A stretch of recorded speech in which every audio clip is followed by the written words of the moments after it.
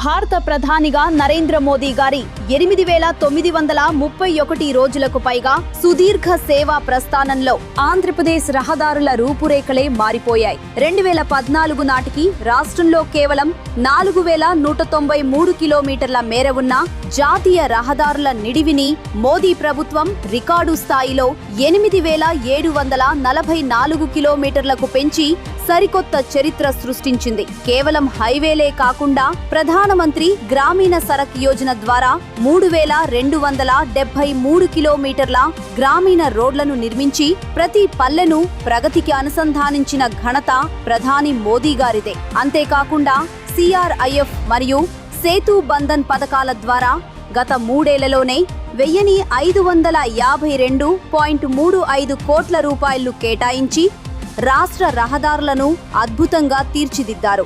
మౌలిక సదుపాయాల కల్పనతో ఆంధ్రప్రదేశ్ను అభివృద్ధి పదంలో నడిపిస్తున్నారు. ఇలా అభివృద్ధికి అసలైన చిరునామాగా మారుతున్న నవ్యాంధ్ర ప్రగతి రథసారథి మోదీ గారు అనడంలో ఎలాంటి సందేహం లేదు.